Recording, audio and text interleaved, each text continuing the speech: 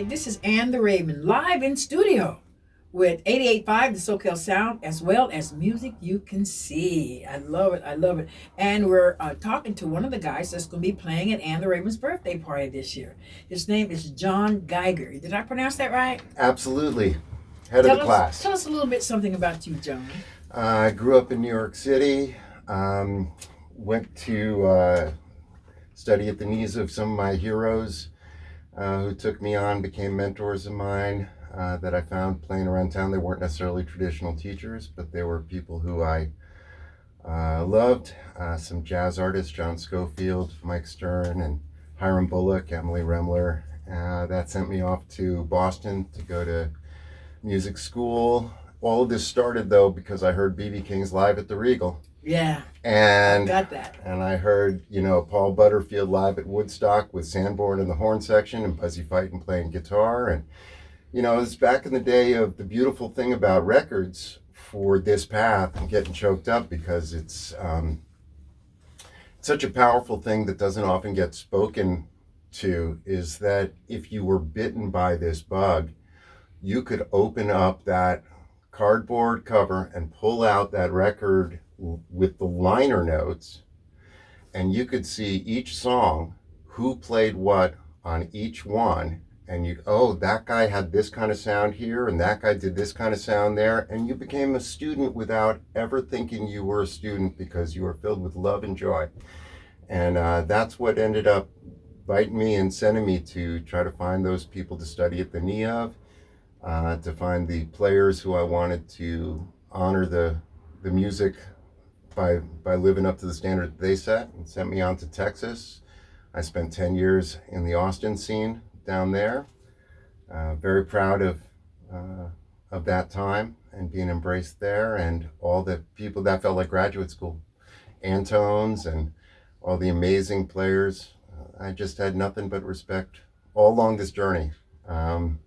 It's just like being a kid trying to play catch with Willie Mays all the time, Well, I'm so glad that you're going to do the Ann the Raven's birthday party this year. You've never done one of these before. No, and I've had them for about 30 years. Well, I guess my invitation got lost in the mail, and I'm just pleased as punch.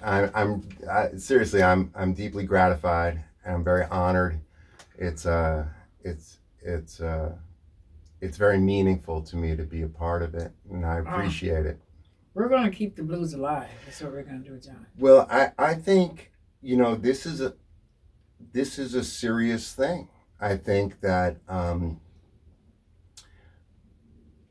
the things that are the most important are always in danger of being diminished because they are they're not just taken for granted, but they end up just like kindness is often taken lightly or for granted. It's like the simple things are no less deep. In fact, they tend to be deeper. And the blues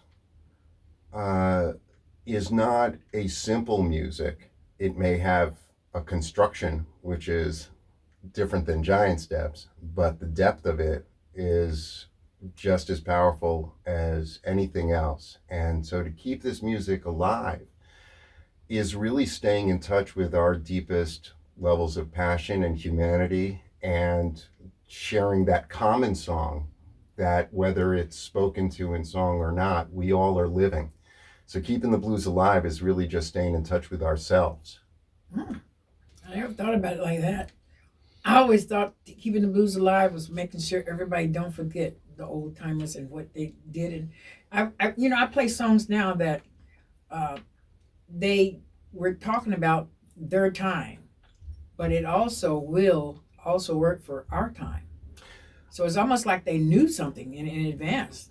Well, I think that's because they were in touch with that humanity, and that's timeless. I think that's why, the greatest artists, in my view, were always open to the next iteration of it. And B.B. King, you would see him embrace the young guns trying to fly the flag.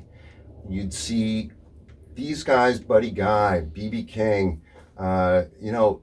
Aretha Franklin, these people embraced what they recognized was if that soulfulness was there, if that passion, if that desire to cut a vein for the audience was there, then they were of the same milk, you know?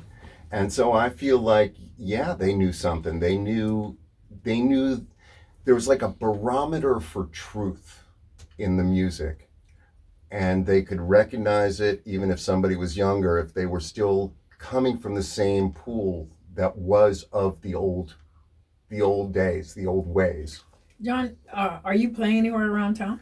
Yeah, I just played last night at the Bay Theater opening for Kid Ramos. I'm just sussing out where the next places. I tend to play Harvell's in Santa Monica. They've been great. I'm seeing where the next shows fall. Well, we'll also be seeing where the next shows fall. But we're just hoping that you'll be downtown on the 19th for Anne the Raven's birthday party. You can count on it. Yeah. I can't wait. 4th and Spring. Yeah. You got to be there. I already got the band put together and we've already got our set. Okay. Thank you so much. Thanks for having me. Really appreciate it. Appreciate you. This has been Anne the Raven live in studio for 88.5 The SoCal Sound and Music You Can See. Be there on the 19th for the Anne the Raven's birthday party at 4th and Spring, downtown LA.